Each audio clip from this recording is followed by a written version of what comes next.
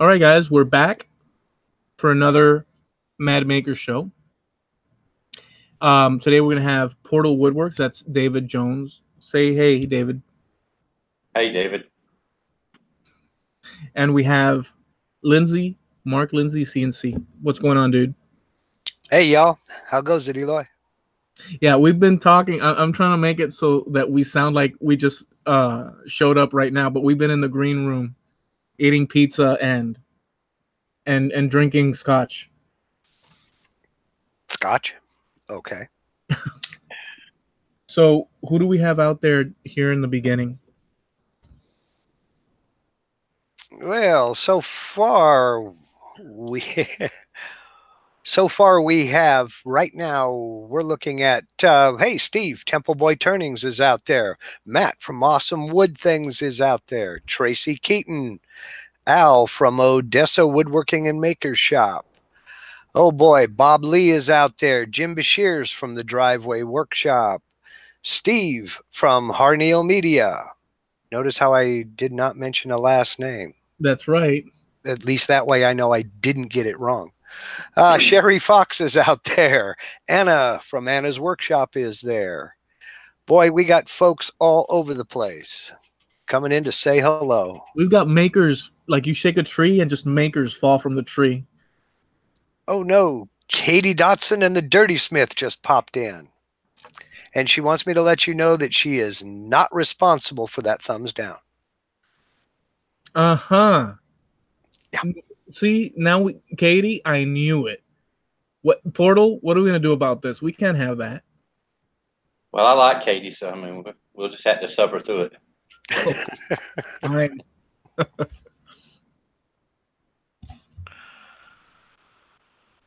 That's it? That's it for right now. Oh, Sterling Davis just popped in. It wasn't it. That was it. Now that's it. Are you sure? No. Okay.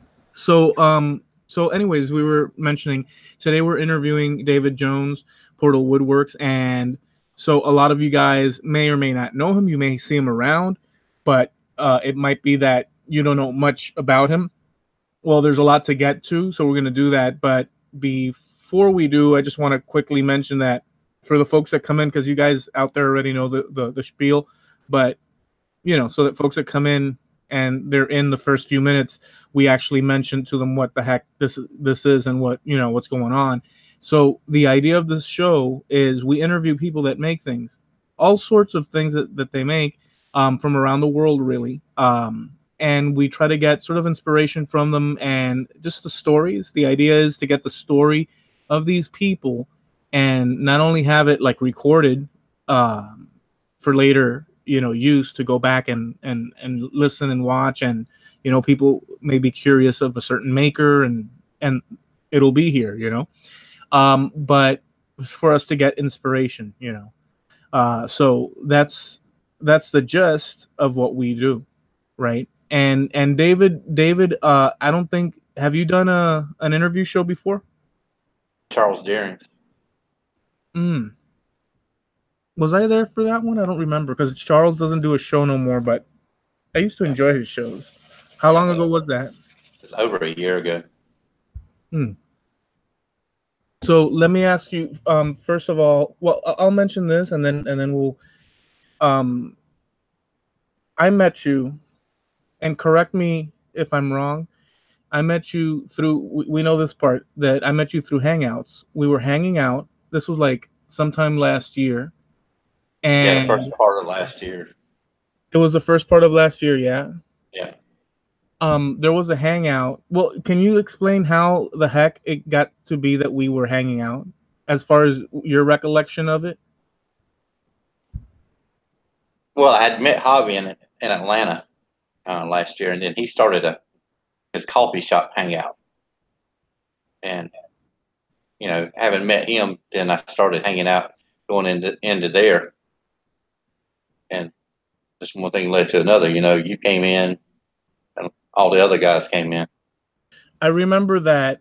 So there was a bunch of makers, because behind the scenes, for a lot of you guys that don't, so for a lot of you guys out there, and you know, actually a lot of you guys out there and gals already know But maybe, you know, for folks that don't know, all these people that we interview, and you can go back on my channel and check all that out because there's a bunch of people. A lot of them that we mentioned in the roll call have been on the show as well, and some soon shall be. But we hang out apart from these things that we do on YouTube. We hang out on Hangouts, Google Hangouts, and just a lot of interaction, right? So there's a place, it's called makersmedianetwork.com. It's a network of makers. If you want to join in, sign up for it, you can go check it out, makersmedianetwork.com. And there's Hangouts available for makers with all sorts of talents, be it CNC, contractor. It goes on and on and on. Lathe, just everything. Twidell's in that. A lot of the cats there. So maybe Steve or Mark can link the makersmedianetwork.com thing. But anyways, we were on there, and I remember that we were hanging out because of Javi's coffee shop. I met Javi through Jerry Blakesley, and you were there, and Steve was there, Steve Harneal. There you go. You guys were there, but you guys were very, very. I would come in, you know, because I had already met Javi and we were talking, but you and Steve were very quiet most of the time. Yeah. I normally stayed over in the corner and just listened to you guys ramble on. Yeah, but it was like you guys were quiet and stuff, and it's almost like for me it was almost like wow, they're what are they thinking? I mean, I gotta, you know what I'm saying, Mark? Like when people stay quiet and they're just there, but they're quiet and they're just listening. It's almost like, well, what's your opinion? What's your thoughts? And as time went on, we started talking and this and that, and same with Steve, and things developed from there, and we formed friendships through the Hangouts. It's an amazing thing, isn't it? Oh yeah. So let's ask you the first question. Where are you from? And give us a little bit of your growing up. All right. Well, I'm originally from Miami. Yeah, born in Miami. I don't what? Yeah, born in Miami at Jackson Memorial Hospital. Lived in Homestead, Florida until I don't know, I was about between 3 and 4 years old. Parents were basically sharecroppers. They worked, you know, farming from state to state back then. Was this in the 60s? What era? In the 60s. Late 60s, early 70s. So you were born in? Did you leave Florida at an early age, or were you always in? No, I left there between 3 and 4, and we went to North Carolina, right outside of Asheville, North Carolina. Did you ever go back though? Come back? No, I've never been that far south again. Wow, dude, you're lucky. We moved from South Carolina, North Carolina, Georgia, but most of my time was, from Spartanburg, South Carolina to around the Asheville, North Carolina area, because I have all kind of family on my father's side up through there. I wound up here in South Georgia because my mother was from about 40 miles over here from another little town. Oh, wow. And we're going to have this block of a little bit of the background stuff, and then we're going to get into the woodworking and some other cool things that you do that have. So I don't even want to bring it. Well, we can bring it up. You have a vast collection of tools that are vintage as heck. But we'll get into all that stuff, as we go. I just want to, sort of get a little bit more information from this part of, the beginnings and stuff. So what are the first memories that you have that you can share? Give us a few, or as many as you'd like. Early memories as a kid, young kid, just early things that pop from your brain. Well, like I said, I don't really remember South Florida at all. I remember, living in North Carolina and then coming back to Georgia, back to South Carolina. we moved from state to state back and forth a good bit back in my younger age, younger years. And then when I was, that was between 3 and 9. And then when I turned 9, we moved back to Spartanburg, South Carolina. Well, right outside of Spartanburg, South Carolina, called Inman, South Carolina. And we were around there until I was a teenager.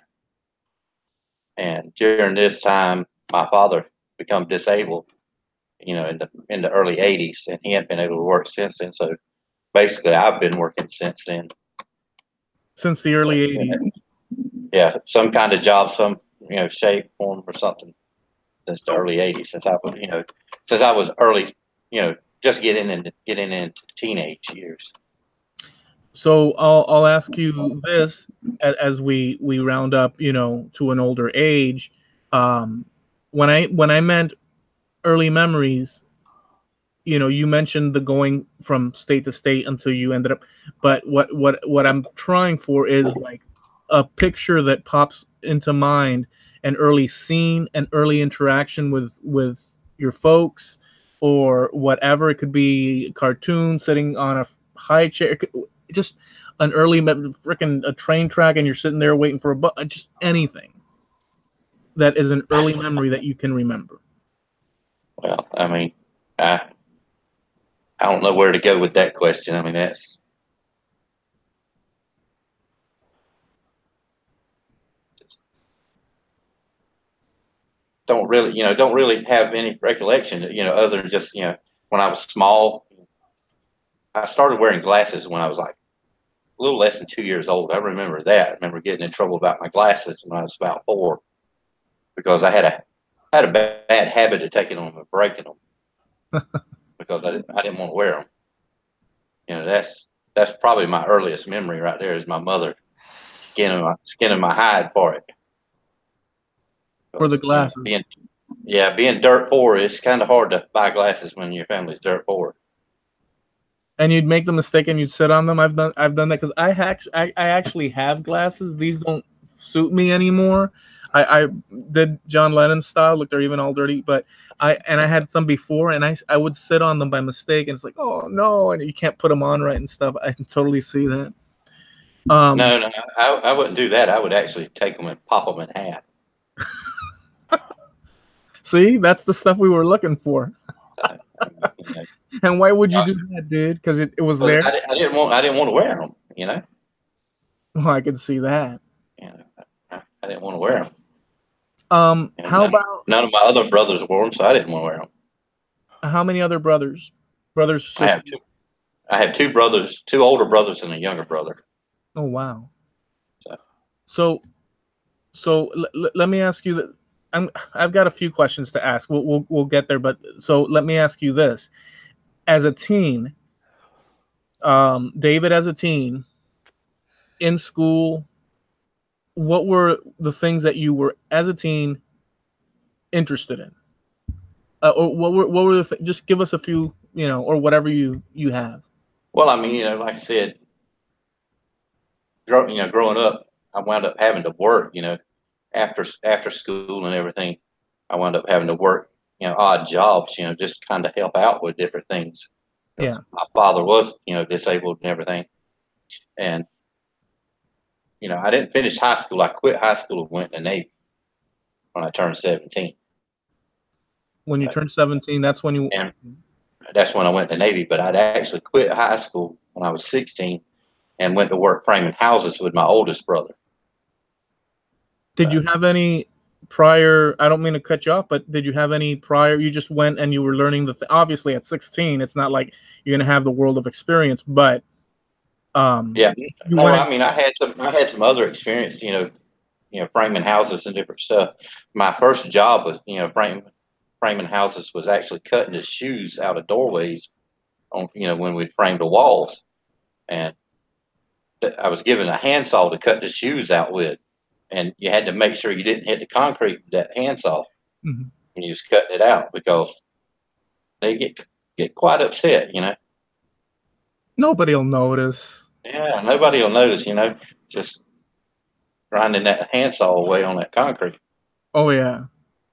So then so you were working all these odd jobs and stuff, and so did you have a bunch of friends? Did you have a few close friends? Did you have a lot of close friends? Were you a loner? Were you what kind of, like, I was a loner, but I had friends. Like, I had certain close friends, but I was pretty much like rock and roll loner.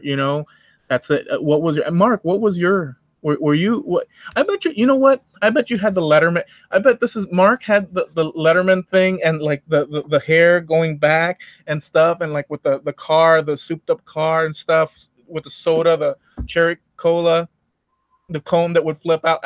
Yes. He had the switchblade comb. So what you're saying? Dude, you've been watching too much Happy Days. That was about the year I was born.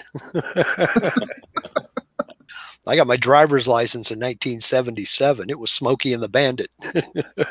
Okay, so that's where the mustache comes in. Well, the mustache was to keep from getting carded every time I went to do anything that was any kind of fun.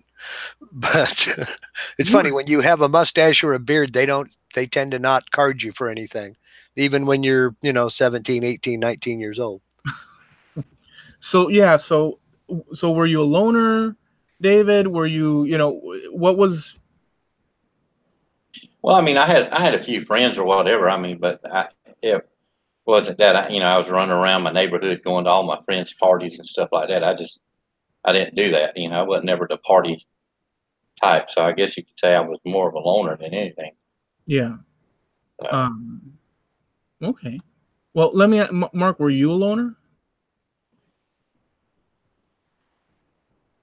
No, not really. I had a group of friends in high school. A couple of them lived in the neighborhood. I just palled around with, whoever. We moved around a lot myself, and you always just hung out with the kids in the neighborhood, and baseball, football, whatever. I was ready for it. Bicycles, motorcycles, All right. Not really a loner, not really a social butterfly, but not a loner either, All right. Yeah. All right. Yeah. I can see that. See, I went to the extreme, but I can see that at least very minimum, just sociable and stuff. So David, total loner. Me, loner. Mark Lindsay, so the Fonz. So at 17, you joined the Navy. Why? Yeah. What was going on that you decided, hey, you know what? We're going to join the Navy. What? Well, my goal was to actually go in the Army. And I went and taken the military entrance exam. I'd went taking the physical and everything, and had my job picked out. The Army recruiter had already filled his quota for like the next 5 months, and I didn't want to wait 5 months, So I called the Navy recruiter, which was in the same building, gave him permission to go across the hallway and get my packet from the Army recruiter, and he come back and told me he could have me in boot camp in 5 days. I said, well, let's do it. Oh, wow. But why that at that moment, I guess, were you figuring this is the way to go, to get things straight? Well, I mean, I knew if I went to Navy or Army, either one of them, that I would get the education that I needed and a job set, some kind of skill other than what I was doing. Right. And plus get paid for it while I was getting it.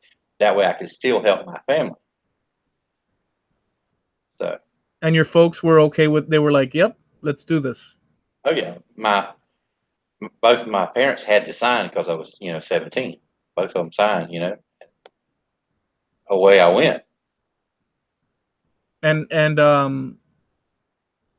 so tell us a little bit about the first few days. Well, like I said, I've been around some cold weather and some snow in North Carolina and upstate South Carolina, but I'd never seen nothing like above Chicago at Great Lakes. I got off the plane at O'Hara, in short sleeves. It was, December 11th when I landed in Chicago. I had short sleeves on, no coat, no nothing when I landed at the airport there. Didn't take me long to find out that I needed to find something. So everything that I had in my suitcase, I was wearing time I got to the base at Great Lakes from the ride. Insane. I'd never seen nothing like that. I before you continue with because I asked, the question was, give us a few of the first days, and this is like when you got off, the plane, and like it's freaking freezing. I just want to interject that when I was in Chicago, I went up there for a training years ago, and I was like 18 at the time. So it was, and dude, I went out walking because we were staying at a hotel in Schaumburg, I think it's called, on the outskirts of Chicago. And I walked out one evening, and we come back, and I swear to you, this is a true story. I go in and I turn on the hot water in the hotel room, and I wash my face like that with warm water, and the freaking hair follicles and eyelashes were freaking, I don't know, they were just dropping, dude. I look up and I'm like, because I don't know if they froze. I don't know what the heck, because the wind was blowing. I don't know if wind burn occurs. I don't know, but it was freaking freezing, dude. But go on. Yeah, it was freezing there. I was there when the wind chill factor was like -80. Damn. Yeah, coming off Lake Michigan, it was nasty. But I can't say nothing bad about the Navy. A lot of people that were in the military don't understand what I'm saying. I had roller skates on the whole time I was in. I mean, I had it made while I was in the Navy. I went through boot camp, went into boot camp in E1. I came out in E3, even though I thought my company commander hated me. But they assign you jobs in boot camp by your entrance exam score. And I had, for some odd reason, I had the best score out of 90 guys. So I wound up being the company yeoman, where everybody else is marching into snow, into cold, and everything, out on, learning how to do the military drills, do everything. I was sitting in the barracks, and when they had to go stand in the cold to go eat, I didn't. I had an armband. I could actually just walk by them to the front of the line into the chow hall. So I didn't have all that trouble. I'm sure. Did you take advantage of that privilege? Oh yeah. Oh yeah. I mean, and I was in charge of the passes to go to the commissary. So, I had my own pass. Anytime I wanted to go to the commissary, like I said, I had roller skates on. I had a blast. I'm sorry, Mark. Go ahead and ask that question that was asked for David. Well, Javi from Javi's Woodshop has a Navy question for you, David. He wants to know, what was your favorite story from your time in the Navy? I was going to ask that, Javi. Do you think I wasn't going to think of that question? I was going to ask, can you give us some of the more, sort of risky? I was going to ask in a different way, but I guess that works. Well, I think Javi's referring to my time in Philadelphia on the USS Independence while we were in dry dock. I believe that's where he's going. I actually got to meet the two admirals my whole time, actually face to face, while I was in uniform in service. And one of them was Admiral Poindexter when he come on board the ship to do an inspection. But the other time was when I was standing in front of the admiral at Admiral's Mast for something that I'd told another one of the guys to do, which was push the captain's car overboard. What? Yeah. I was AIMD, which is Aviation Intermediate Maintenance Department. And when you're in port, my division is in charge of the motor pool. So I told a little guy, he called up to my office and said he couldn't get on the pier. I asked him why he couldn't get on the pier with the truck. And he told me the captain's car was parked there. And me being the smart somebody I am, I told him to scuttle it. This joker proceeds to push it overboard. Holy smoke. He pushed the captain's sedan overboard. So I'm sitting in my little office, which is no more than an extended closet, really, when the master at arms, they come flying in there and tell me I have to go with them to see the admiral. Which I didn't know the boy had actually pushed it overboard until they came in and told me that he done it. So he was following orders, dude. Yeah, he was following orders, but holy smokes! Did you get the consequences of that? Well, I guess God was looking after my foolish self. I got in front of the base admiral, and I was able to explain to him after he's basically chewed us out for I don't know how long, because it seemed like time just stood still at that point, because I could see myself headed to 11 where to break rocks, make big rocks into little rocks. Yeah. But once I explained that the captain's car was actually on the pier and not in his designated parking spot, he dismissed us two and had the captain stay with him. And that's the last I heard of it. Nice. Well, he did put everybody in a pickle, but it didn't call for him dropping his car in the water, but just the same. Well, I mean, like I said, I only got to see two admirals, and both of them I was standing in front of, knees shocking, knees knocking, and, just scared to death, because the other time was Admiral Poindexter when he come on board, and I don't know how he knew some equipment in the compartment next to my office was installed backwards.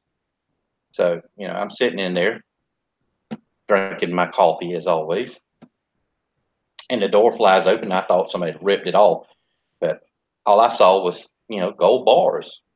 So I jump up and, scream, "Attention on deck." I'm standing there, and he gets within about 2 foot of me, and he's chewing my tail for, just on and on and on. And finally, I was able to decipher what he was talking about. And I told him, I said, that's engineering. I have no control over engineering. I'm aviation maintenance.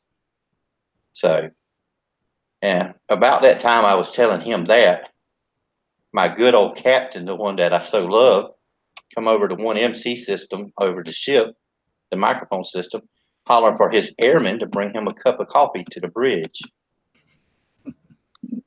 That the admiral took exception to that and left out there to go see my favorite admiral, my favorite captain there. Yeah. So. And so, what rank did you? I got out as an E6, which is first class petty officer. Did you travel? Did you go out of like the Eastern Seaboard out anywhere? Oh yeah. Okay, let's go through this. I went to boot camp in Great Lakes above Chicago. I went to A school in Millington, Tennessee. From there, I went to San Diego to C school. From San Diego, I went to Yokosuka, Japan, to the USS Midway, which is now a museum in San Diego. And from there, I was flown off the Midway. I got orders to the Independence, and the Independence was in dry dock in Philadelphia. We left Philadelphia, went to Norfolk, and we left Norfolk, come all the way around the Horn to South America, and back up to San Diego. And we were there, I don't know, 4 or 5 months. And then we actually went and replaced the Midway in Yokosuka, Japan. How was Japan? Did you get to Did you get to walk around Japan and Oh all? yeah, oh yeah. I got to go in town a lot and all that, but I I didn't do a lot like the other guys. I wasn't the real big party guys. I would go in town and throw one on just like everybody else, but I wasn't every day like they were. And back then, the only words in Japanese that I learned, and I don't know now, was "Where's the restroom?" and "I need another beer."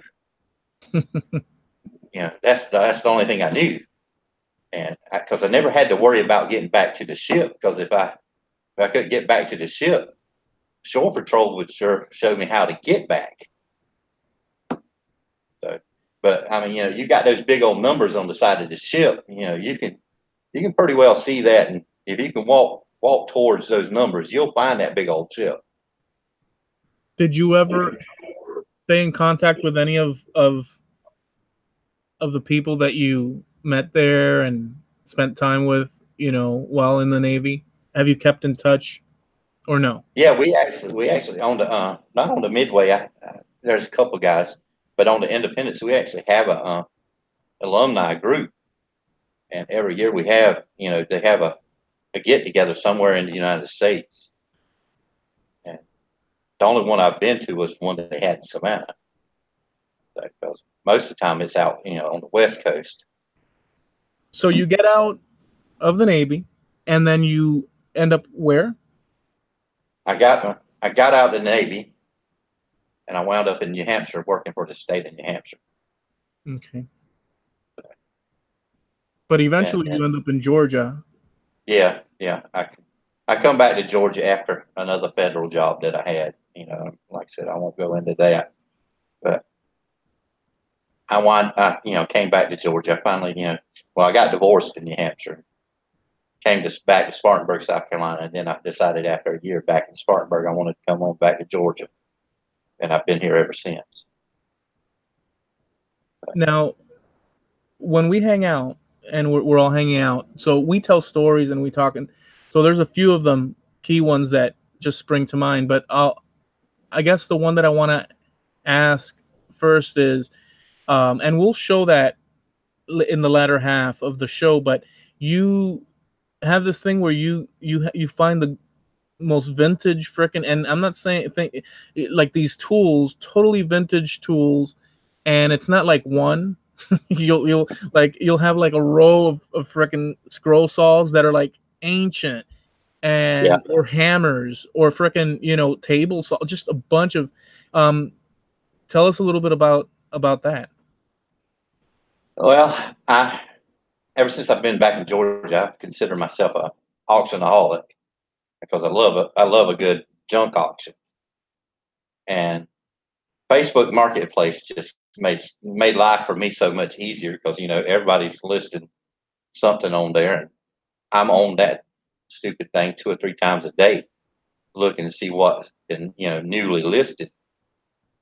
But yeah, I'm a hoarder of old tools. Yeah, I would say that. Well, I don't know about hoarder, but you also have this. So a few, maybe early this year, Jerry Blakesley, Jerry's Machines. He was assembling a vintage from the, I guess, early 1900s, late 1800s. I'm not sure. It still had all the numbers and stuff, and he restored it and all that. Just a big lathe. And then we were talking about that on. You remember that? Yeah. Well, we were talking about what he had, that find of his, just huge freaking lathe, badass. And he said, "Oh yeah, I got a lathe too." And then you proceed to show us the screen, and it's this thing that can barely fit inside a rig, like the trailer, like container, just this huge. I mean, it's for like turning freaking cannon, but I don't know what the heck it was. Yeah, it's called a gun drill lathe. It's a dual gun drill lathe, and I think it's 31 foot long total. Yeah. Yeah. Do you have that picture in the Instagram? No, I don't have it on. No, I don't have it on Instagram. That's unfortunate because that's savage. But we'll take a look at the other stuff in a bit here. But so yeah, you acquired that at an auction or something, no? Yeah, sure did. Real cheap, real cheap. I've got more in moving it than I did buying it. And do you still have it? No. Oh, so you got rid of it. Yeah, I got rid of all of it. But I got rid of all that, but I still have, I don't know, let's see. I still have 3 lathes in my shop as it is. Yeah, and you got a new shop too. Yeah. I just moved shop. I just changed buildings, went from, well, I could have had an astronomical amount of space at the other building, but it didn't have no height in there. And then I didn't have, the entryways were just standard doors, and it was an old office building. Now I have almost 3,000 square foot, with 10-foot ceilings, which I could actually open up and have, more. So let me ask you this, switching gears a little bit, kind of, sort of. You started last year doing a bunch of these challenges. Yeah. And so, and I've been promoting the heck out of them every time because not only so you have these challenges, and explain the ones that you got, but right here after I finish, I guess, this sort of question, but you also do it with a bunch of prizes involved, and it's a great thing in my, the way I look at it, because it gets everybody involved, and heck, and there's prizes as well, so it's like double whammy positive. Yeah. But why did you come up with that idea? And just tell us about those challenges, and are you still doing them, and just whatever you want to say about that. Yeah, last December I did the bandsaw box challenge. I noticed nobody had ever done that. So, and then I came up with the idea, about the same time last year, for the 1-sheet plywood challenge. And when before, I did, like I said, I did the bandsaw box challenge in December, and then in June, was it June or July? It was July that I did the 1-sheet plywood challenge. And matter of fact, I still haven't done the prize announcement of that because life has kicked me square in the butt, and I just haven't done it. Well, what's been going on that you can share? Well, I mean, I've got my father now. He's 80 years old, and he's suffering from dementia, and in the middle of trying to do all the maintenance on 2 big motels here, plus work at my shop, I'm having to take care of him also. So I mean, it's it drains. Oh yeah, I mean, I had to make sure that I know where he's at all the time, because if he gets up and wanders out the door, he can be gone. If I'm in a room somewhere working, if he gets up out of the and wanders out the door at one of these motels, he could be walked up the road, before I ever know it's gone. And then, I've got to hunt him down. So. Yeah. So the plywood challenge. Yeah. Anything you can tell us about that? Yeah. Well, I mean, I can tell you who the winners of it were and all, and this can kind of be the de facto prize announcement, I guess. Yeah, we could do that. So, Stephen Twidell, he was the winner of it, dude. With his just unreal ship, the little Viking ship that he built is, I mean, just unreal. Yeah, but dude, see, this is what teased me off about the Twidell situation. I don't know if he's still out there. Or, this is what teased me off. We're working at this all month long because you announced that you gave us plenty of time to, and frickin' Twidell waits till the last minute, and like within a short period, he worked overtime right on it, but like pushing right to the bare limit, and he pops out with this frickin' ship and this thing and the details and the whole thing. It's like, dude, I mean, that ain't nice, Dwight Temple Boom. What the hell, dude? No, that was awesome. I mean, that thing was wow. Yeah, it was bad too. So he was first place.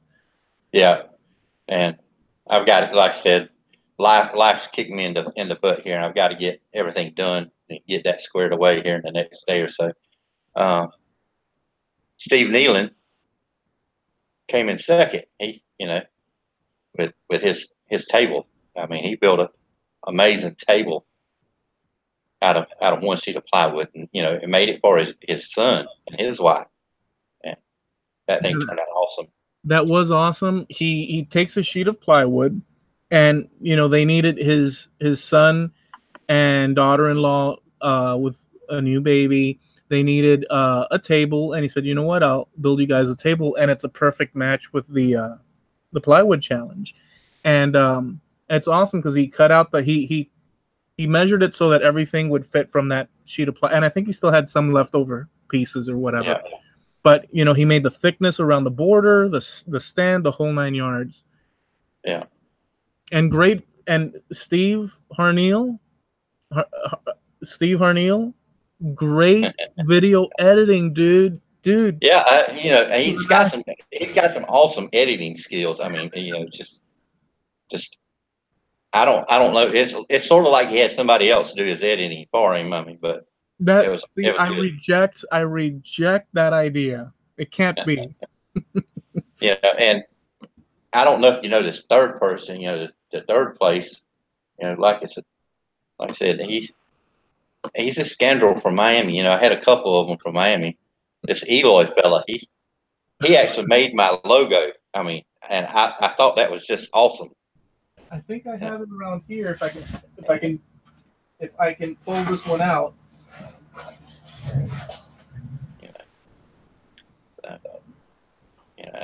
I thought that was awesome. Oh.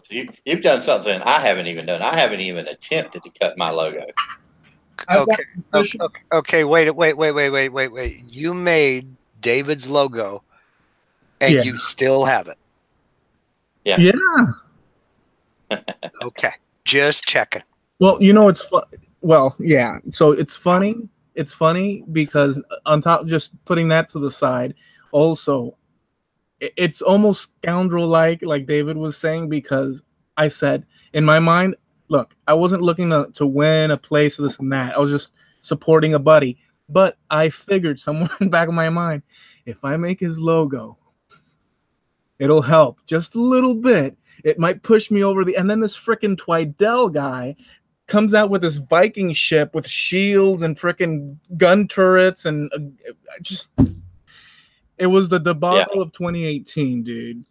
But in any event, no one stood a chance against that ship. And let me preface this here. I didn't judge any of this. I had outside people do it for me. I gave them the videos. I said, you give me your number 1s, 2s, 3s, and I assigned whatever they ranked you at, with a score. And then I added all those scores up. And that's how I came up with, number 1, 2, 3. And you had six entries, I think it was. And something else happened. You don't bring it up. I'd like to if you agree. Okay. Huh? Okay. So there was so the plywood challenge was fresh out of David's mind, and then right within a short time, I don't know how long, some other, we won't name, plywood challenge frickin' butted up on ours, but ours was already set and rolling, and then another one came. I'm not going to use any, but you guys can deduce. Is it deduce or deduct? You can subtract and add and divide. I don't know, but is that accurate to say? Yeah. I mean, the other one came in and everything, and I was close to saying no. I'm going to put it off. Then I'm like, no, I'm not going to put it off. I said I was going to do it, so I'm going to do it. Yeah, and so what are do you remember the prizes? The order of the prizes? Yeah. Twaddell's is $100 gift card, Amazon gift card. Nice. Steve Nealon, he gets a custom mallet from Flying 9 Industries, which is Doc Hildebrant. You know, he made an awesome mallet for that. The second place. And yours is a $50 gift card. Nice. Amazon gift card. And you know, like I said, there was six total, and you know, I had 13, 14 prizes. I mean, I had a bunch of sponsors, you know, and Marsh Wildman, you know, Wildman Tech. Yep. He was going to sponsor a T-shirt. Patrick's Workshop was sponsoring a T-shirt. You know, and I had all those down further, you know, on the prize list if it had more entries. Chad was sponsoring a custom, you know, logo mug.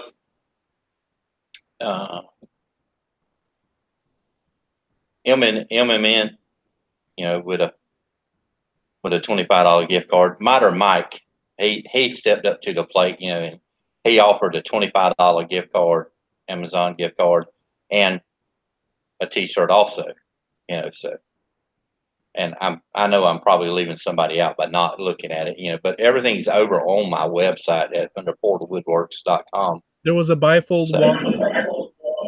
Yeah, about Ash Designs. That's right. Ash Designs made a beautiful wallet. Matter of fact, I just spoke with him last night about it, and Javi actually won that for his scale unit, his equal divider thing that he built, you know. And are you going to continue the tradition? Is there anything coming up? Yeah. Do the handsaw box challenge again. I think two challenges is enough, you know, and I've kind of got them spread out, you know, one at the end of the year and one at the middle of the year. So, and they can check that out on your website. If you go to Portal Wood, you should visit Portal. So the whole idea is what we all know, you know, so that we can create buzz and community and stuff, and it's fun with the bandsaw and the plywood. It's fun. A lot of activity.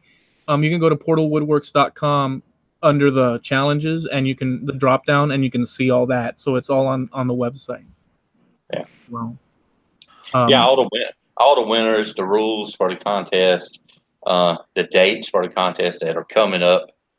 I had to give Steve Nealon at Harnell Media, you know, props, because anything that I need with my website, he's Johnny on the spot. I mean, he was even sponsoring a T-shirt. I mean, he worked so hard behind the scenes, you know. If didn't have him, couldn't do any of it. Well, you know, it's funny that since you mentioned Steve Nealon, no, that doesn't. Steve Harnell sounds, it's just smooth, it glides. Since you mentioned Steve Nealon, next week we're gonna have, and this is unheard of, because have you guys, you know, the Wizard of Oz, you know, with the nobody knows, you go into the Wizard of, and it's like nobody knows who the heck this guy is, because he's everywhere.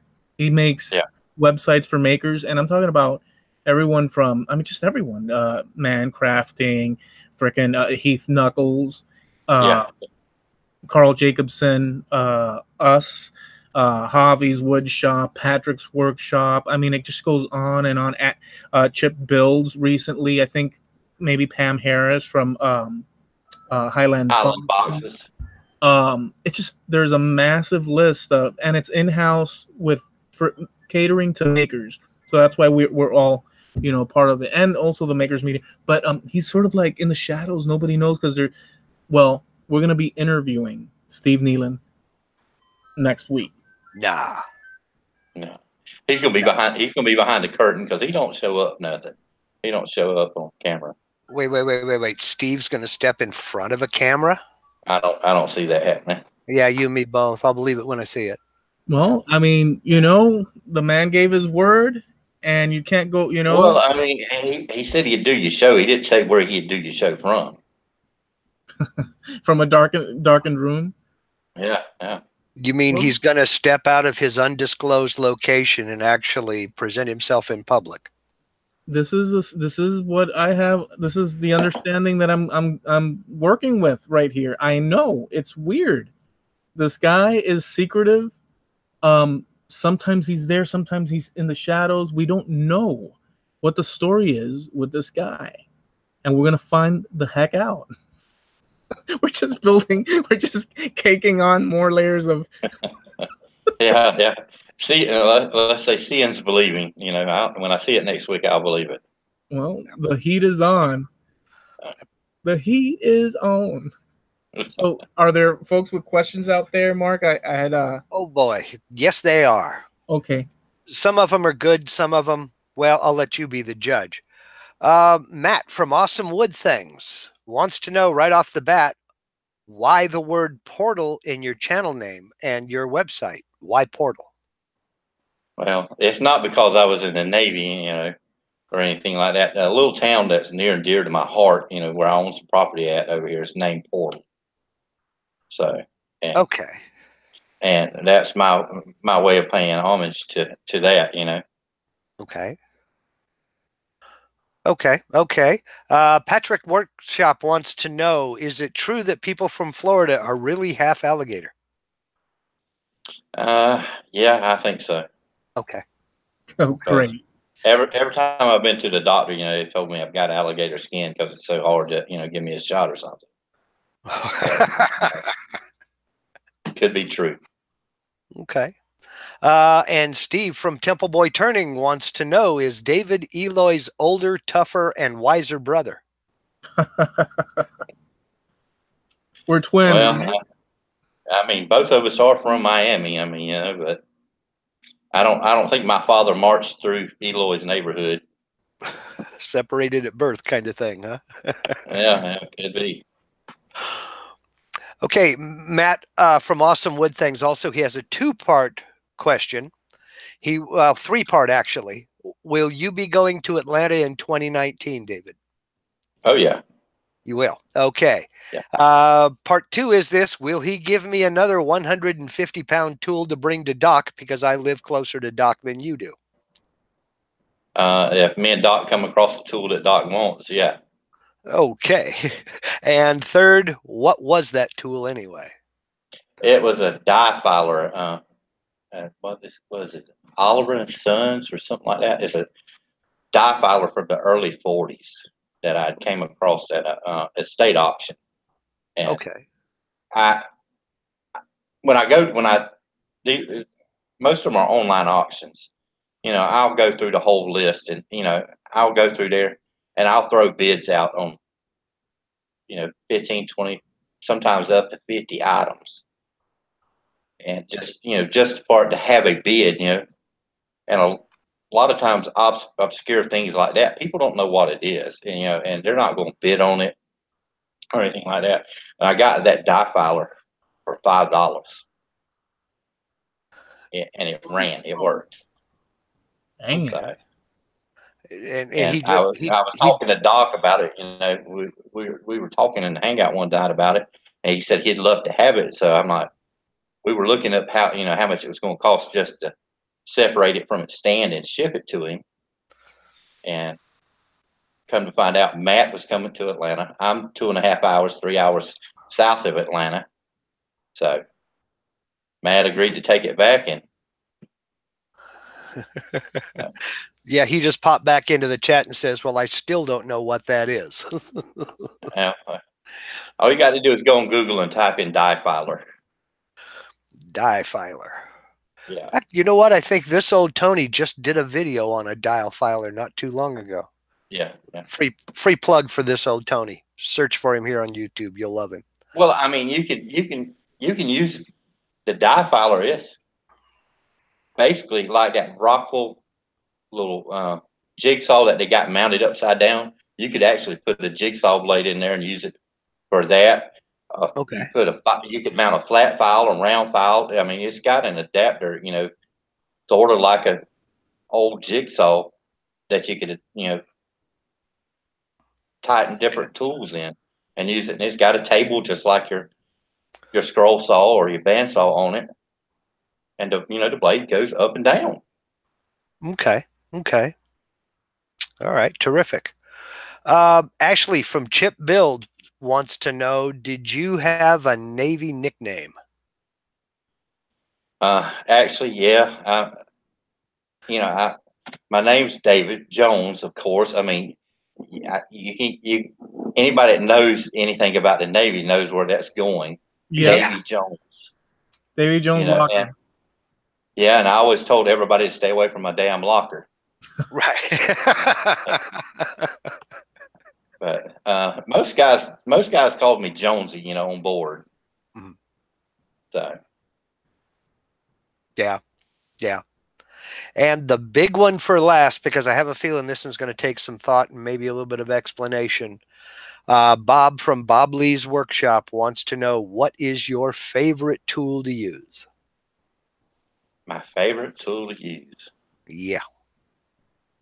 Besides the 45. Well, yeah. Patrick. Yeah. Well, that's a pump shotgun, but I don't know that I really have a favorite tool. I use my miter saw and my table saw more than I use anything really. But basically, the tool that I need next is my favorite tool. So. Please tell us what this is. I was gonna start a problem because I was gonna say, don't say it's CNC, make it a hand tool. Yeah. Well, I mean, Mark is right here, ready to. I don't have a CNC machine in my shop. I'm looking at adding one here in the near future, but I'm probably going to get a 3D printer before I get a CNC. Nice. But I do have a laser engraver, and I also have the website domain Real Woodworker. I started to buy not a real woodworker also for, because we have this going on that CNC and it's not real woodworking, but it is. I mean, but it's just a little dig at the guys that do have CNCs. I love it. I do too. I love it. Oh, wait a second. No, I do. I love it. I think it's great, and I think it's an opportunity missed, David. That would have been perfect. See, I mean, well, I've already got. I don't know how many domain names, and Steve's about ready to kill me now because I'll be thinking of something, looking it up, and I'll send him a message. Hey, I need this, and I need this domain, and he'll go ahead and buy it, send me an invoice for it. So I don't know. I think I've got 13, 14 different domain names now. So if y'all are trying to pick the perfect domain for your website, talk to David. He'll sell it to you probably. I just want to say, Lindsay, I just wanted to say that my little sort of cut down there is because of my own jealousy of not having one. I most definitely will have one in my I don't see it as a cut down. I really don't. I mean, everybody has an opinion on it. I just think it's a fun joke that David would consider the website. That's fun. Well, he will have to shave his beard. Well, that's the thing. I can't go there. I was getting ready to say, if Steve Nealon comes in front of the camera and David shaves his beard, I'm starting to dig my apocalypse tunnel now, because that means serious stuff is going down. Yeah, or buy a lottery ticket. Let's think positive. Well, the only time that this will actually be shaved, I might trim it, but if it gets shaved, it'll be because the Undertaker does it. So that puppy's staying on. I don't plan on meeting him anytime soon. Yeah, here. So. Okay, so that's all the questions I have from the chat. All right, cool. So any question from you before I ask the next question? No. Okay. No. So before we go into the Instagram, so that folks can, and by the way, so David, as far as I know, correct me if I'm wrong. So you have your challenges, you have some slideshows. You have a sort of assembly or restoration. I don't know if it's a table saw or on your YouTube. But yeah, I have. It's a scroll saw that I've taken apart, and I've got the first part uploaded, and I've just never loaded the second part where I actually put it back together and all. So mostly, and all of your links. And by the way, Lindsay, I have to add your link right after I'll do this. All your links, Portal, are down here in the description. But you mostly daily are on Instagram, and would that be the place you'd want folks to go and follow you and all that, or? Yeah, I'm more active on my Instagram account. For a long time there, I was trying to do, post every day, but here lately, it's every 3 or 4 days, or every, once a week here. Like I said, life has caught up with me, with my father and other things, so I just don't get to post like I wanted to. All right. So the other thing I wanted to mention before I forget is that this Friday, I don't know if Temple Boy Turnings is out there right now, but Javi and I are gonna be on Temple Boy Turnings channel. Is it The Maker's Mind or A Maker's Mind? I think it's just Maker's Mind, ain't it? So it's a game show. I'm not sure. It's a game show. I'm not sure with the first word if it's the A or without it. I guess either Mark Lindsay or Steve Nealon out there could link that as well in the chat so that we have that. So we're gonna be doing a game show, and I'm gonna be pitched against Javi to see who wins, and that's gonna be exciting. I mean, Javi's got all this knowledge, and I'm like, I like music, and and I do the woodworking thing, and that's all. And Javi's got all these crazy things. I don't know what's gonna happen. I hope I kick his butt. I hope I kick his butt by some miracle, but I'm kind of worried about this, Javi. I don't know because I got the music thing. Yes, I like history and this, but I'm like limited in. I mean. And Javi's got all these technical things and stuff. If you start throwing in computer Raspberry Pi stuff, I'm freaking done. I'm done. If it's got a socket, male or female, I can work that out. I can work out male and female. I know how that works. Other than that, it's all a mystery to me. Okay, so I'd be a loser from the get go on that show, so I'm not even going to agree to go do that. Well, I threw caution. Look, I threw caution to the end of the day. Yes, I'm a little worried. I even told him. He said, "All right, dude," and this is, dude. Let's do it. Let's see what happens. I might surprise myself. I might go away in shame. Head ducked. But I said, "Screw it, man. Let's do this and let's see what happens. Why not? What do we got to lose?" Well, I mean, the thing is, both of you guys are within about 7-8 miles of each other. Yeah. So I mean, might be a bad night in Miami, whichever one loses. Doing a roll by, the other one's house. That's right, gangsta style. That because Javi's totally Kendall gangsta over there. Yeah. In any event, here's the question before we go into the Instagram. After this question, I'm gonna go ahead and present you, boom, major screen, and then you'll go into the Instagrams, and then we'll go down and do a little bit of that. We'll recap. If you can give us, whatever you want to spend time on, you're welcome to. But we want to give folks a good overview so they see all the different stuff and ideas and projects and whatnot.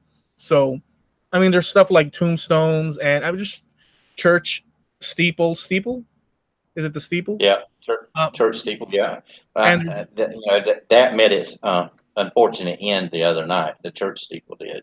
Oh, if you could tell that story if we get there, if you want to, fine. If you don't know, but that's the good gritty stuff. I like the gritty stuff. Yeah. I like that stuff, but it's up to you. You don't have to, and obviously, but there's a lot of stuff, and in the course of a maker's there's so many different things. So we want kind of to get a little bit of an overview and sort of touch on so that people see what you do. But that's in a second.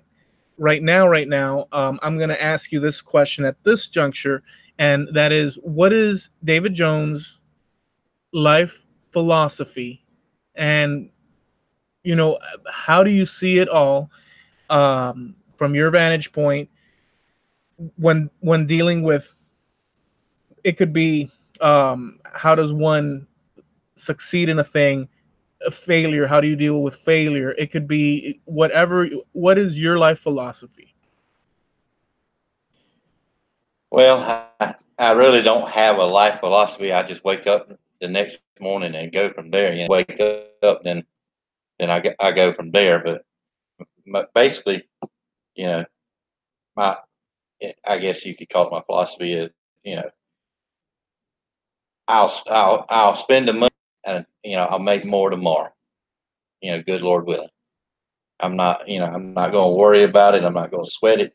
If I can't change the problem by walking out the door right there and changing it, I'm not going to worry about it.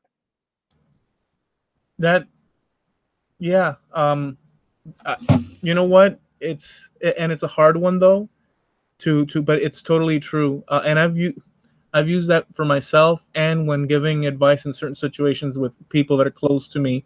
What we can't control, that's out of our power to do. If we had the power to do a thing right, a situation right, a person right, a shortcoming that someone's, if we had the power, that power that's out of our we would do it.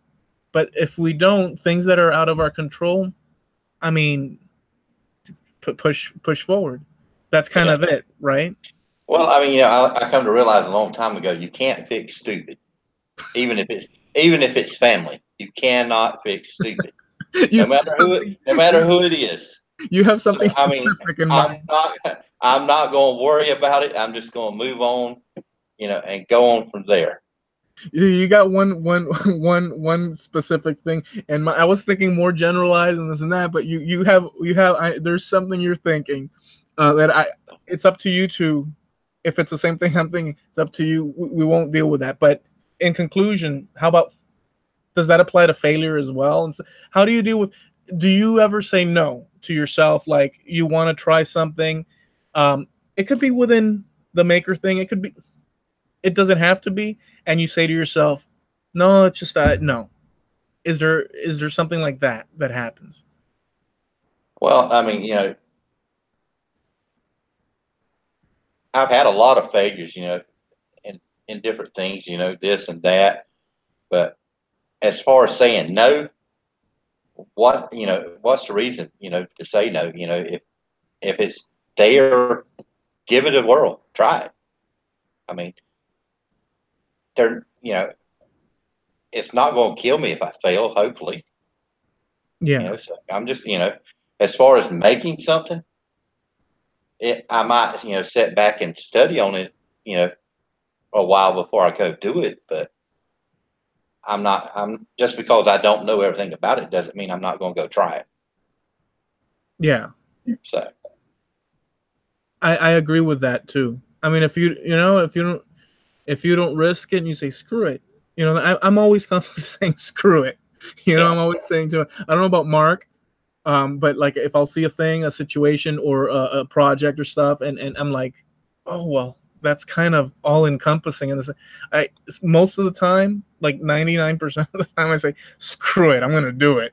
And it however it happens, it turns out I'm gonna do it. It doesn't matter what the heck, freaking doing it. The only way I don't do something is because I can't afford to do it. Well, yeah. That's going to be the only reason I don't do it, is because I can't afford to do it. Or if it'll get you killed. Yeah. If it'll get you killed, the bad thing is, I've done some things that would get you killed. And well, it's like, I tell people all the time, you can do anything once. You can jump out of an airplane without a parachute on. It's not Yeah, recommended, but you can do anything once. Well, I mean, the thing is, you jump out of the airplane, the jump master, tells you, if the chute don't open, bring it back. I'll give you another one. That's right. See, now that's one thing that I've never had any freaking desire. Like, there's nothing inside of me that just spills out with the need to go up in the air and toss my ass out a freaking plane with a parachute. I know, I understand the statistics of this. Screw that, dude. No way. Well, you're talking about jumping out of airplanes. We just had a plane crash here with 5 skydivers on it, and 4 perished. Holy smoke. That was recent? Yeah, well, like in last month. The airport's 2 miles up the road here from me. Was it a Cessna style? Yeah, I guess it would be. Yeah. That's freaking horrific. There's actually a video. I know we're sort of diverting into it, but there was this video on YouTube. Most of you guys probably have seen it out there, where this plane, the wing freaking, it was like an air show, and the wing freaking flies off. And the guy is freaking flying without a wing, and he's got a touchdown, and people are like, "Oh my God, this is gonna be the most horrible thing." And the dude, the pilot, freaking flies it. He goes like this vertically, comes down, and he goes. Yeah.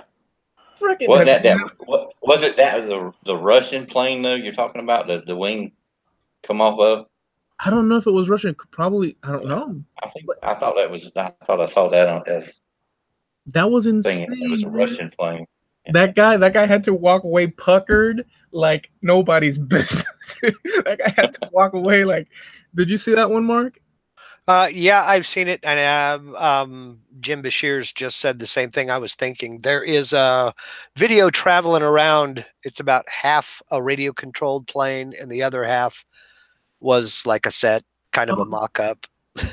But that may not be the same video. I don't know, dude. Jim, I like the magic of that it would be real, and you're just destroying the. It's like. No, I know the one Jim's talking about. I've seen that one, where the guy's doing all kinds of stupid things with it and all that, and if you want to see pilots flying planes, go to a Navy base when the reserves are there flying. Oh gosh. Because these guys, they turn and burn, and they do some of that crap from Top Gun, because hell, they're only in the plane a certain amount of days. Mm-hmm. And I've seen them take F-14s and stand them up on the end and just look like a bottle rocket going up. That's insane, dude. Yeah. I mean, I just saw in the chat there and that Matt Haas, like a few months ago, actually went skydiving, and I just read a comment of his. Yeah, it was him and his son that went, I believe, because I think I saw that on Facebook. He said that once was enough, he just said. I would think so. Freaking crazy, dude. David was Navy aviation. I was Army aviation. And I don't know about David's attitude, but I'm with you, Eloy. I see no sense in jumping out of a perfectly good aircraft. Don't get me wrong. If the pilot is jumping, I'm either right in front of him or right behind him. Right. Oh, there's going to be a wrestling match if there's only one parachute. But so long as he's up there in the cockpit doing that pilot thing, I'm his biggest cheerleader. Well, heck yeah, dude. I mean, it's the most sensible thing to. But yeah, that kind of stuff. There's a last thing I'll say to see if you guys have seen it. There's this bridge in China, or I think China, and between two like mountains. And like you've seen it, and it's like all glass or tempered whatever. Where they actually had to drag people across it because they're so scared. Yeah. So you get there, and you would think your brain says, because you can look down, and it's like you're floating. Well, your brain would say there's something there, so I'm walking through. Well, people don't do that. People go on the floor, and they're like, It's frightening as hell. I don't know if you guys have you seen that? They don't I they have an observation platform at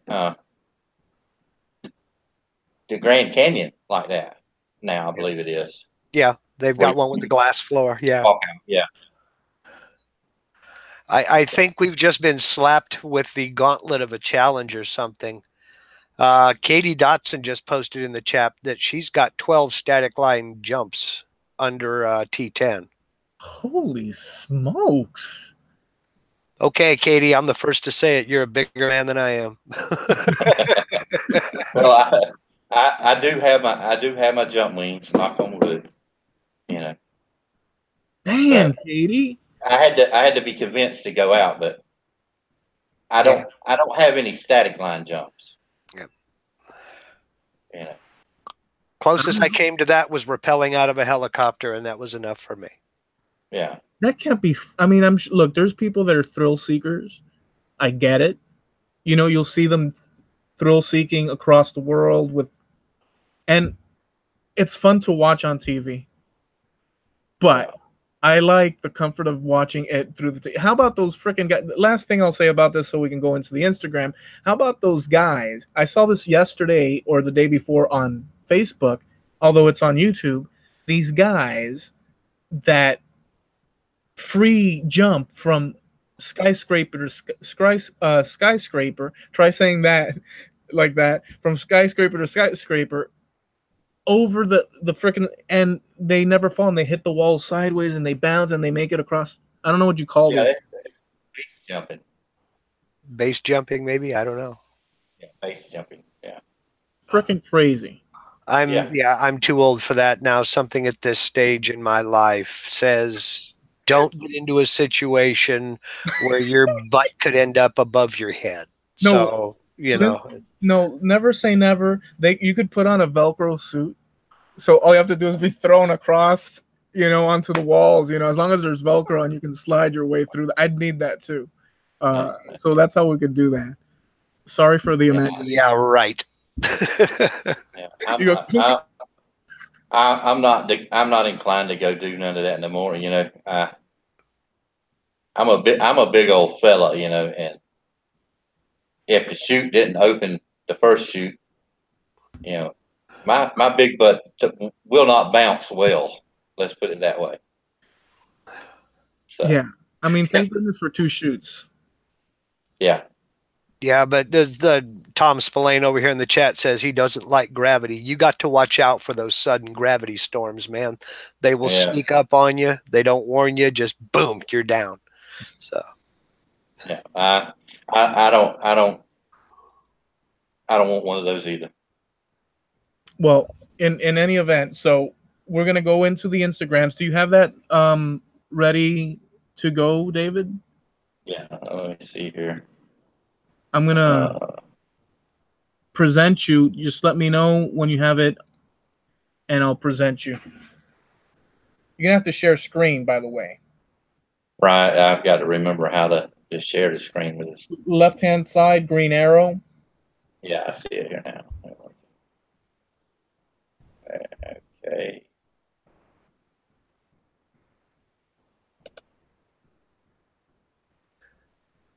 This episode of the Mad Maker Show brought to you by Rum and Bad Decisions. I'm going to present to everyone. Right. Now you just have to pop open that that window with the actual Instagram. Yeah, did it? All right. Is it showing now? Yeah, we're good. Okay. All right. There's nothing really amazing up there except for my El Sombrero hat right there. Right here in the middle right here is the bar height Adirondack chairs and tables that I've been building. Click on them when you talk to us about them so that folks can see it in a larger. Yeah. How about that? Yeah. Okay, yeah.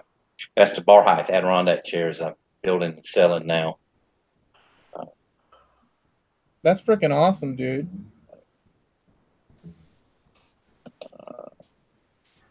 They're just. Is it pressure? Yeah, it's just all pressure treated wood. It's bolted and screwed, carriage bolted and screwed together. Is there any resawing for the boards or Oh yeah, there's a there's a lot of resawing. All this right here, I have a lumber company just south of me, and they sell. It's called Storehouse Salvage, and they sell oddball lumber. And I went and bought, I don't know, 50. I think it's 50 2x10s, not 2x10s, 2x4s, but 10 foot, 2x5s that haven't been planed down or anything. They're actual 2x5.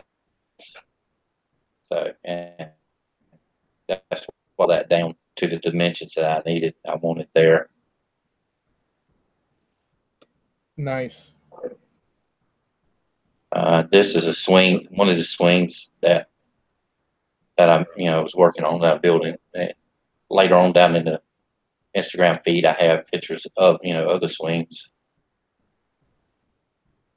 Let's see here, my computer's running slow here.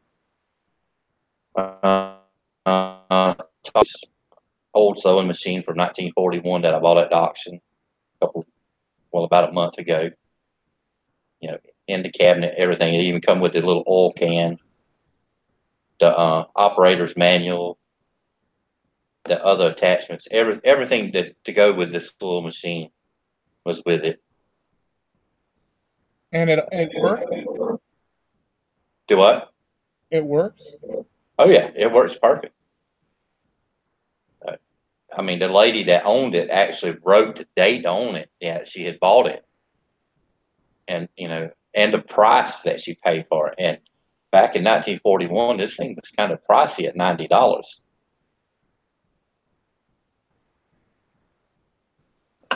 Keep going.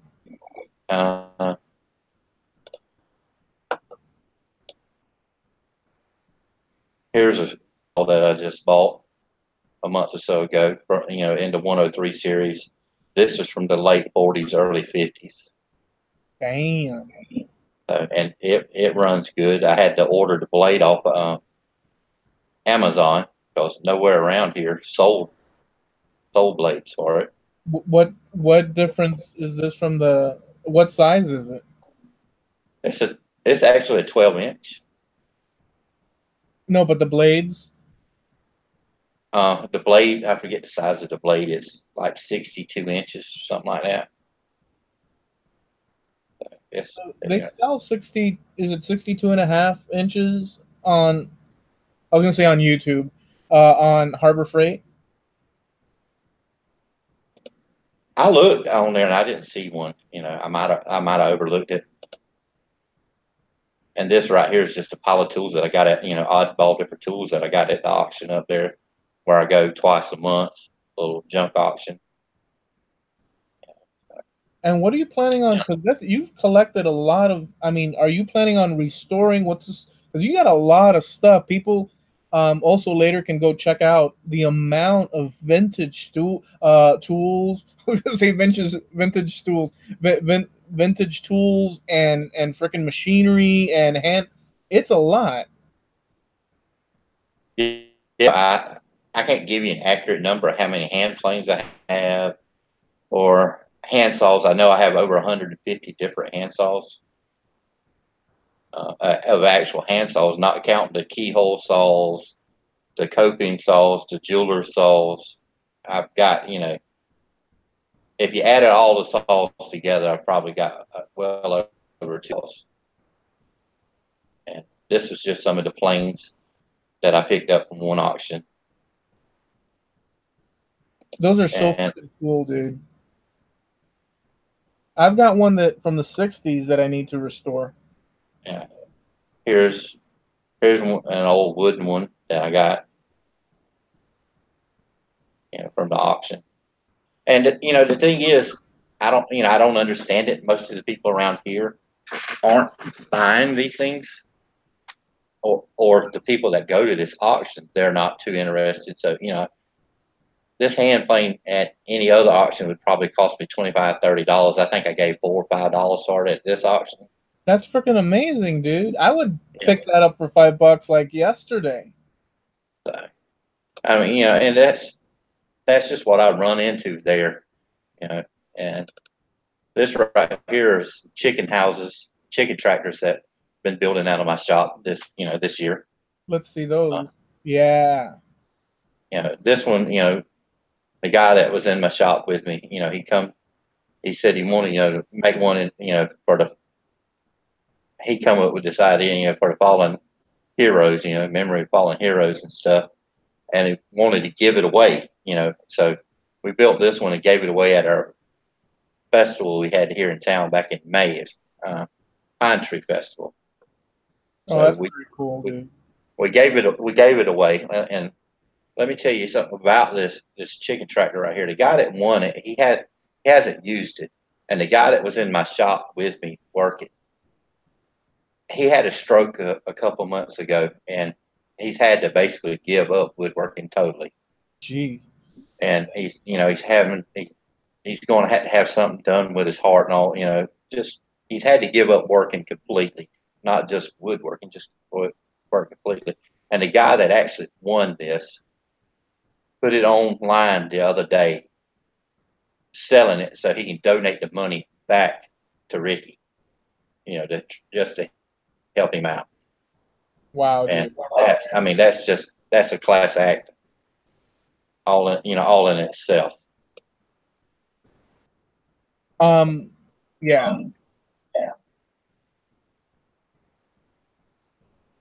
Can you take us to the tombstones? I don't have a picture of those. I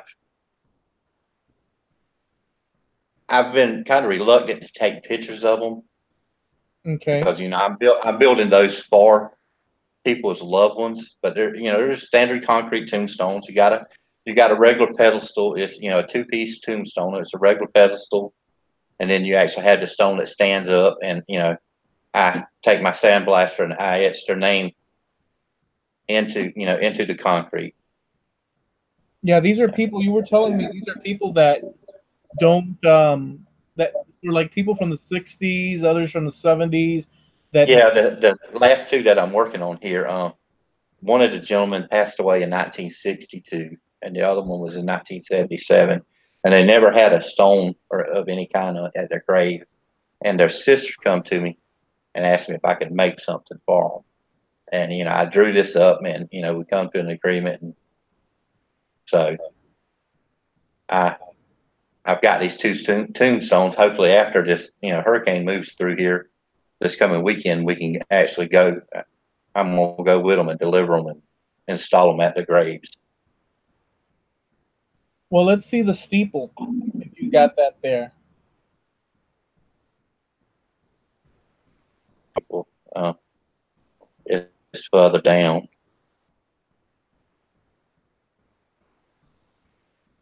Oh, look at the rockers. Wait, let's go see the rockers.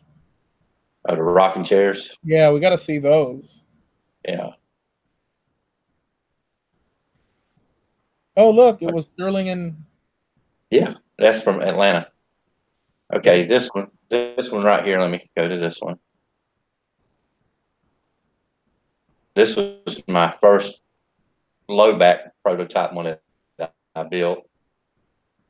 Uh, I liked it to a point, but I wound up taking it apart and using most of it for other stuff. I didn't like the back height of it, and these slats here that I'd milled down. I didn't like the size of those. So you use nails or basically, screws. I only use screws okay. and screws and carriage bolts. So that one got taken apart and the parts used on the other chairs. Where do you before you oh, let's see what comes up. So the armrests are they drilled from the top or the bottom, sideways in from the bottom? Do they have how do you attach fasten them together? Well, you talking about the actual armrest? I put screws into armrest at the top down into the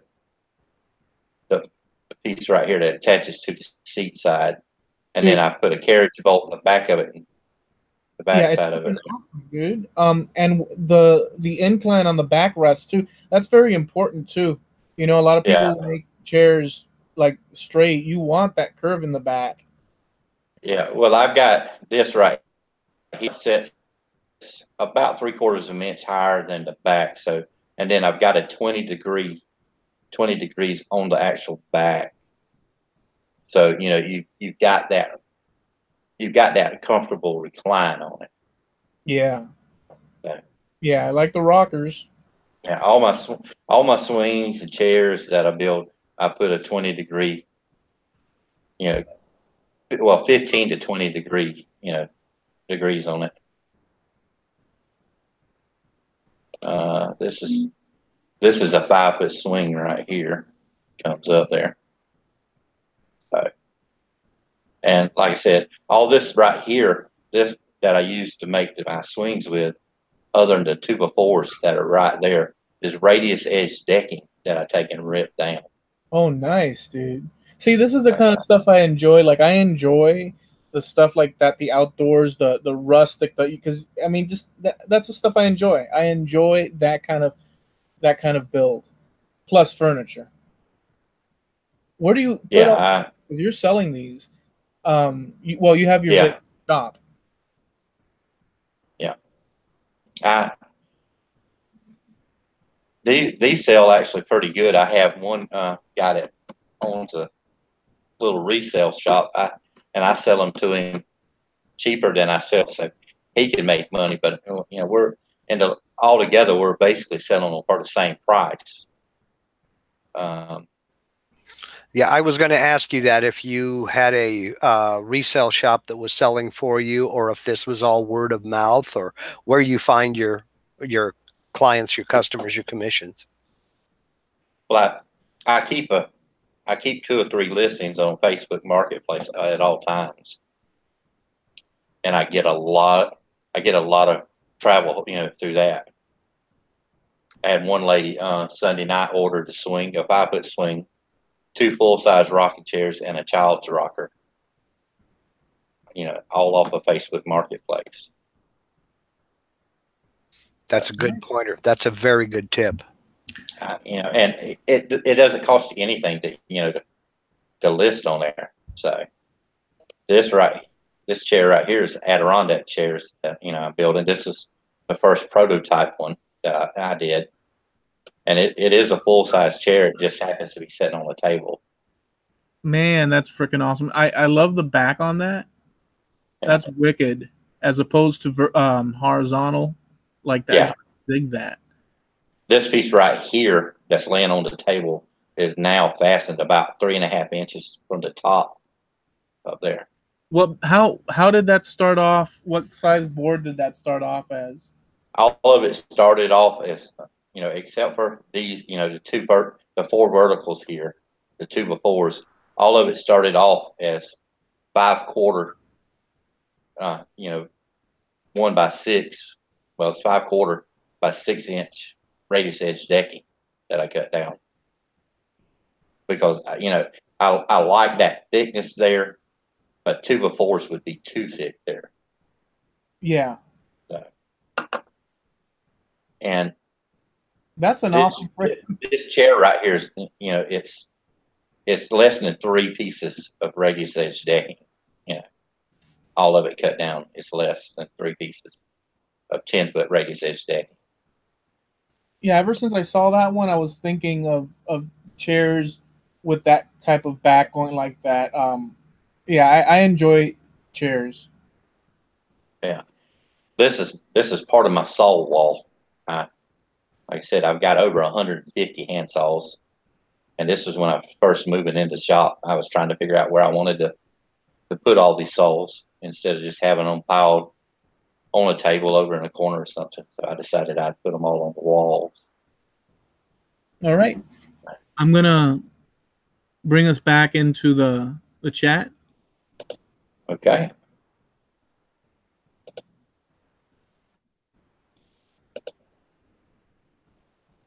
All right.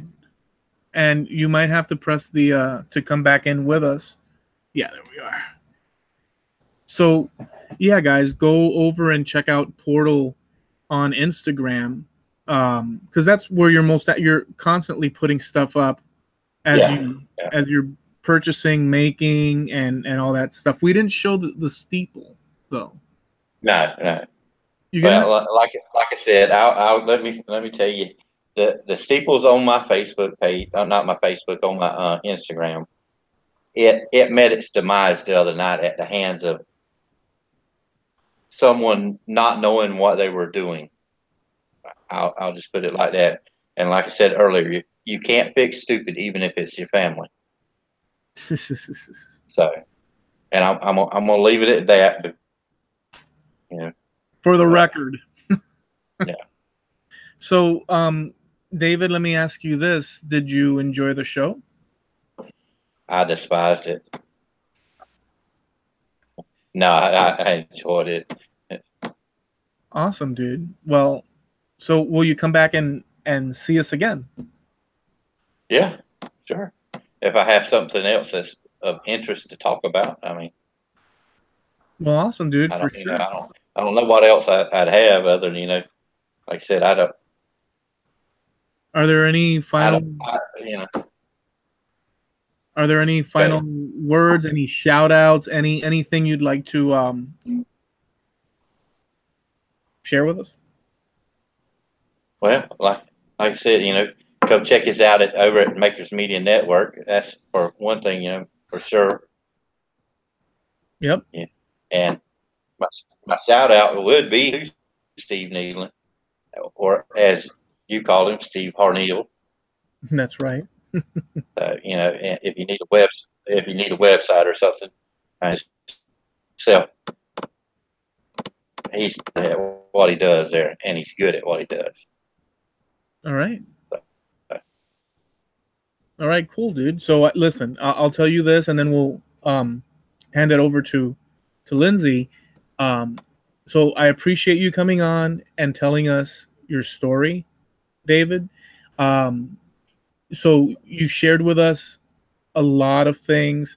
Really awesome that you did. You told us your story. Even so, there's always things that are untold, because that's just, I mean, you can't, we're trying to get an overview, but I appreciate the amount of stories and info that you shared with us. Very valuable that you did. So thank you, dude. I'm really happy with how you shared with us. So I appreciate it. And yeah, so let's pass it on to Lindsay CNC. To me? The thing I'd like to leave folks with is get on over to Portal Woodworks. Link is in the description here of this video, and just subscribe to his channel. Check out his website.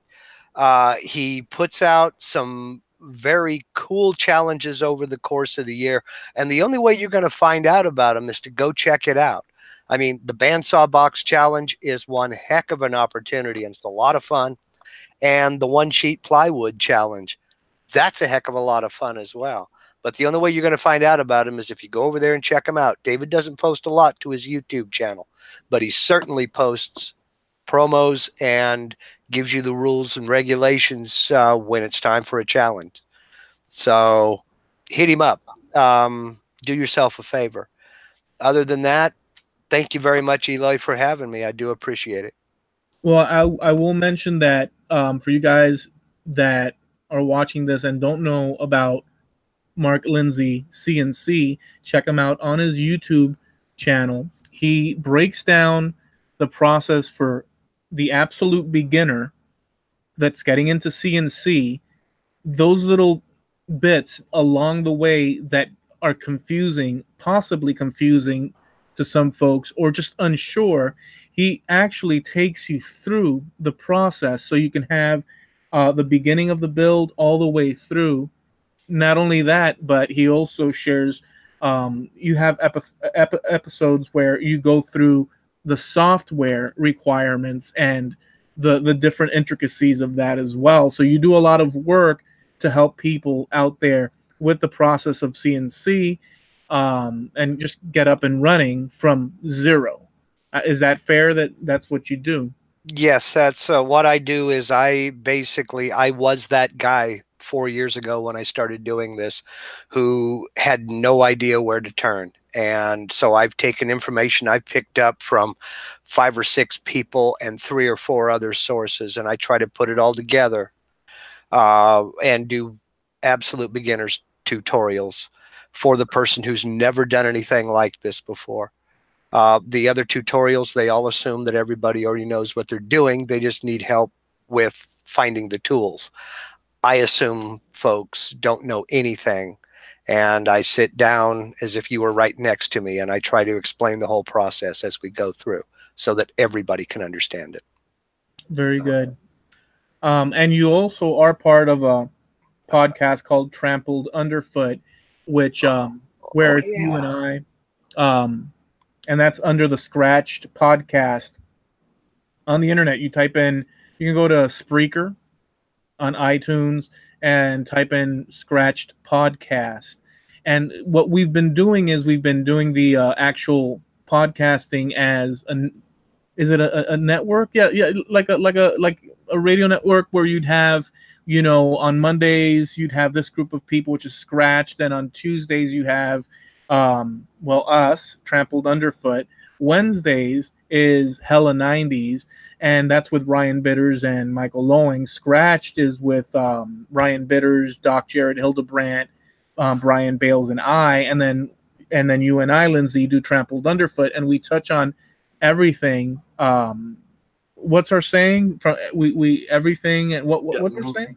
Just life, the universe, and everything. We have an absolute ball where there is no format. We're all over the place.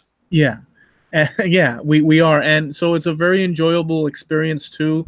And the whole idea with these things is that we're telling our stories, we're having our conversations, and that's, to me, I enjoy that part of it. Apart from the making and all that, there's this whole storytelling of experience that we have, and what we hear of.